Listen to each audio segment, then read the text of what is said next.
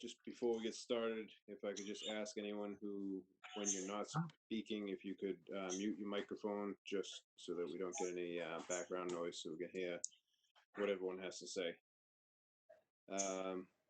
With that, the first item on our agenda is a new hearing for 180 Cambridge Street for signage as advertised. Is the applicant online for 180 Cambridge Street? Yes, that's me. Okay. If you could introduce yourself and give us an overview of the proposal. Sure. My name is Phil, and I'm from Harvey Sign Company. I'm the representative for Dollar Tree, and we are here to, I guess, get special permission for the installation of the new signage we're proposing. I guess it's my first experience with this, this style that that the Burlington is considering this a roof-mounted sign. Typically, this would be I guess a wall sign in any other situation. But with that being said, we still have the same request that we're allowed to install the sign as proposed in the drawings. I'm not sure what the the classification of it being a roof changes anything, or if it doesn't, as far as the installation or the size of the sign. Yeah, I actually spoke to the building department about this, and they are classifying it as a marquee sign because of the location of that. It's just a roof-like overhang, Okay. really, as opposed to just being a wall that goes up to a roof line. If it was a straight, even if it just was a wall, your sign, I believe, would still be too large to meet the criteria for a wall sign in that area. So you'd still be here anyways, unless you made it smaller. So just so everyone is on the same page as that. All right, so we'll go around the board and see if anyone has comments. Why don't we start with Jim? Do you have any questions or comments on this?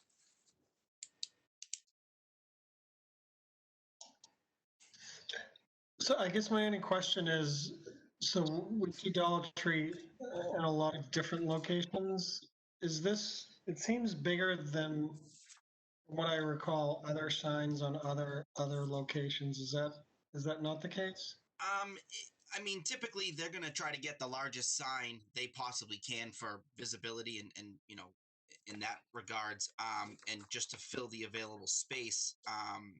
Obviously they always go for bigger, and then if we get brought back down, we get brought back down. Several different towns I've gone through, several variances as well. To reduce signs, whether it be the size of the letters themselves or the medallion on the top. In this case where we have the peak, it does give us a bit more of a wider area to fill, as opposed to if, let's say, it was going to the left or the right, it would be a more linear style sign. Maybe it would be a lot smaller. But generally, they're going to try to go for as big as possible to start out with. Okay, thank you. All right, Charles.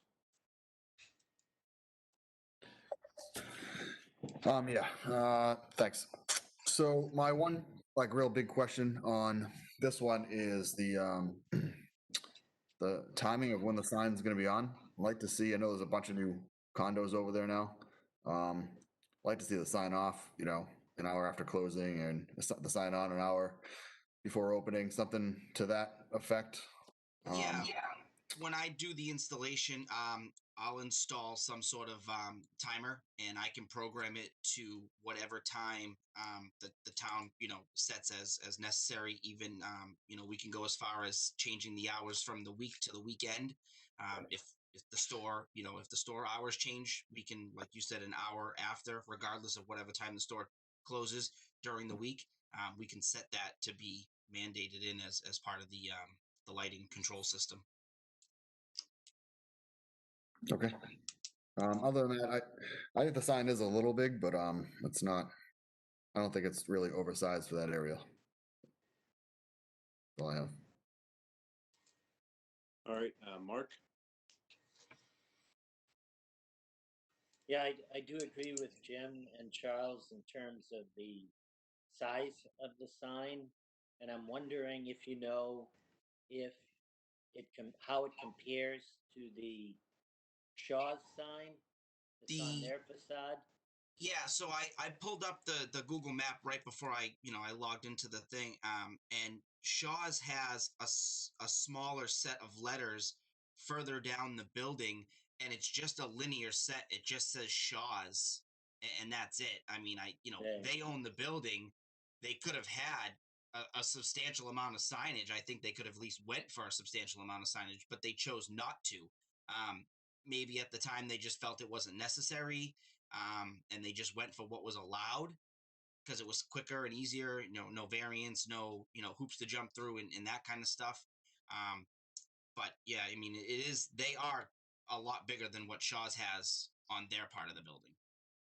So just generally, I would be in favor of reducing the size to make it, you know,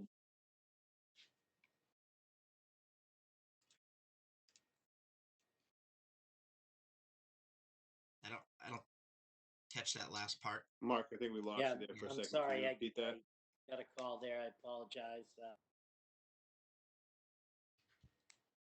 So I would be in favor of reducing the size of the sign Okay. so that it would be more in line with the Shaw's sign. Okay. Um, would we would it suffice to put the word Dollar Tree, linear in the lower section, and then maybe have a medallion, above that? Yeah, no, I'm just anything that reduces it in comparison to the Okay. Shaw's sign, would be favorable to me.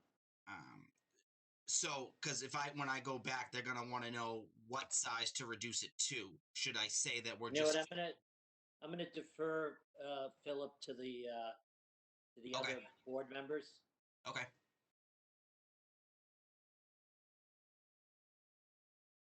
Okay, was that it, Mark, for now? Yes, it is. Yeah. Okay. Joe, comments? Yes, I also agree with the size. Right now, they appear to be about 3 feet in height, each letter, totaling about 18 and a half feet long, which is pretty substantial. So I'm in favor of, some shrinkage, maybe, somewhere around 2 foot letters or maybe even smaller. I'm not too sure what the Shaw's is. Yeah, you are correct. They are 3 foot letters each. With an overall height of 6-7 feet total, because there's about a foot of space in between the sets themselves. So, is it the overall size that we're concerned about? I mean, could we still have could we lower it into that small the linear section and not have them stacked and give it maybe the appearance of it not being as big?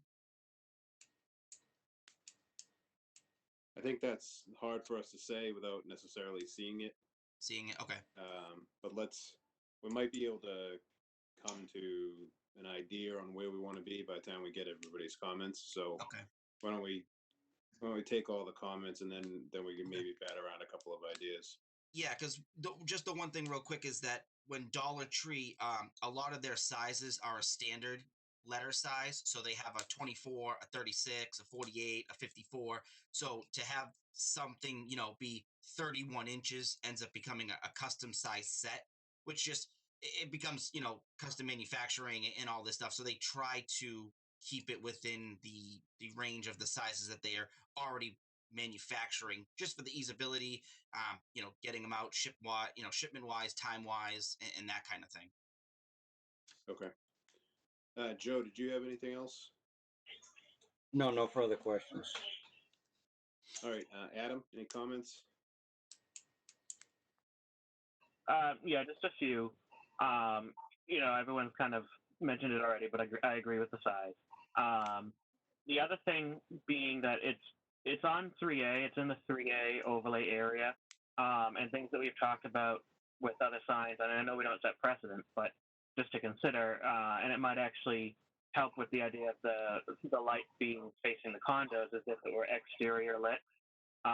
If there were, for example, like gooseneck lighting, there is the Santander Bank, for example, right next to them. It has that style of lighting on the side, close to the Dollar Tree. So it would fit existing signs in the area to do it that way if it were exterior lit, and I think it would fit, I think, a little bit better with the town center kind of feel and help with the brightness kind of facing the condos. Yeah, and that's definitely an option. I have done that scenario in a couple other locations, and that would actually, revert me back to what I was saying about having the set linear in that lower squared off section that appears to be about 29 feet long. We could reduce the letters to fit inside that square in a linear format with the goosenecks above them, and then put the medallion above that as a non-illuminated, just their logo. Yeah, I mean, I definitely would like to see something before I necessarily say I like it or not. But Okay. yeah, if that's something you want to consider or bring back, that I'd like to see it. Okay. So at this point, we're I guess gonna reduce it down and try to fit it into that linear section with exterior gooseneck lights. Yeah, I think that would be an approach that everyone. I don't want to speak for everyone, but I think people would be in favor of. Okay. I think if there's a standard size of 24 inches, I think that's something. That I think that's a good idea of a starting point for reduction. Okay. Sorry, Adam. Do you have anything else before? No, that was it. Just the size and then the exterior lit. Okay. So I think I think you got a comment from everyone on the board that the size seems a little large. I agree with that. I think, as Adam mentioned, this is in our downtown area. We don't have specific regulations for the signs, but we do have some design criteria down there for the other parts of the building. So we'd like to try to work with that. And we've requested, exterior like gooseneck lighting. So if that's something that you could accommodate us with, that would be much absolutely appreciated. So I think really those are my only comments on this for right now. I do have some other comments. I don't know, Philip, is there anyone from Shaw's here on the meeting? I don't believe so, no. Okay. Since we're going to be coming back anyways, I'm going to ask you to reach out to them. And I'm going to give a couple of talking points because there's some other issues with this building, and it does actually specifically relate to signage. The Shaw's, when they came in back in 2003, they actually did have a couple of variances for their signage. And through those decisions, there were some conditions that the side of the building, where the Dollar Tree is going to be, that faces the Dunkin' Donuts, Yep. that facade be finished in a similar manner as to the front of the facade. Okay. The front storefronts, and that was never done, and I don't necessarily want to hold Dollar Tree's thing up because of that, but right, we don't get a lot of opportunities because they don't come back to us. So we want to enforce that condition, and so we'd like to get Shaw's to the table with you, or maybe you could have them reach out to us. Okay. Because when we take a closer look at this, we might condition that, and it might hold Dollar Tree up if Shaw's isn't going to do that, or they should have done it in the first place. So it's not necessarily Dollar Tree's problem, but yeah, this is our bite of the apple. Yeah, and I'm just kind of like the pawn because Dollar Tree hires, Anchor Sign, and then Anchor Sign basically just says, okay, who's my vendor closest proximity to that store? I get the phone call. I'm the one that gets the job. That's, and then if there's a Dollar Tree in Leominster, it's whoever's closest to that location that ends up getting that job. So we can certainly let them know that, there's some conditional bindings on the table that need to be brought up, and they may address that with them directly as the property owner.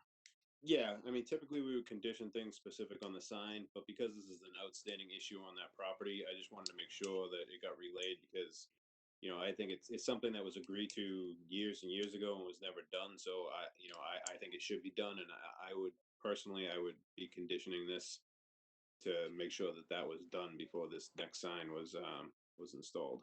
Okay. Do you know, was there a tenant there prior to Dollar Tree that had a sign, or Yeah, was... it was all approved together. It was a liquor store called Booz's Okay. that was there, but they haven't been there in years. And Okay. this was prior to them vacating that space. And Shaw's owned the property; they still own the property. Right. So it was all agreed to at the time. It just never happened. Has Shaw's been the only tenant in that end? Like, have they been the sole tenant? Shaw's has not. There's not been another tenant since the liquor store moved out. No, I mean Shaw's themselves. Shaw's has been there since the beginning. Since the building was built, yeah. Yeah. Okay. Yep. Okay. So I think you have enough direction from us. Yep. For now, unless you have any other questions. No. So what I'll do is I'll get revised drawings put together showing the smaller set in a linear format with the gooseneck lights. Are there any requirements for the wattage of the light bulbs? Do you guys have any specifications on that? We just have a specification. We put a cap at 90 lumens per square foot. Okay. Okay. All right. So I guess at this point I'll get some new drawings drawn up, and then I'll just resubmit them via email. Does that work? Yeah. And then we will attend another meeting at that point once you guys have seen the new drawings. Yeah, if you get it to us prior to our next meeting, we'll have it on the agenda. Okay. We'll just Perfect. continue to the next meeting. This is a public hearing though, so I'm just going to see if there's anyone in the audience that would like to speak on this.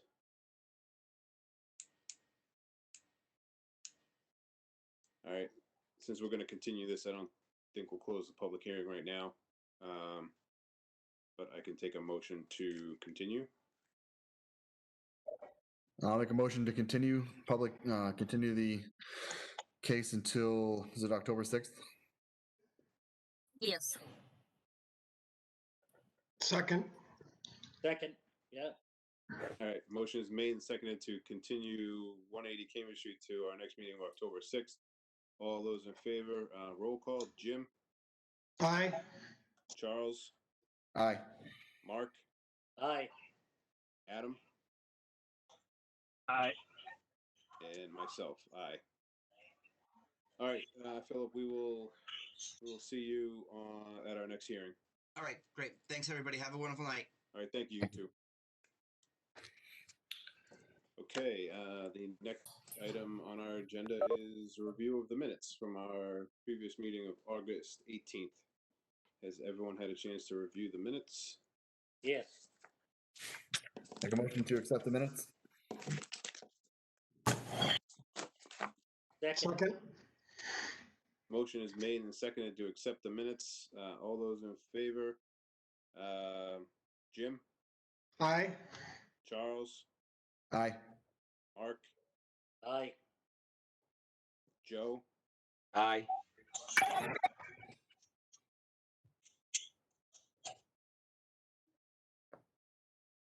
Adam? Aye. And myself, aye. All right. That's it. We can take a motion to adjourn. Unless there's any new business. Motion to adjourn.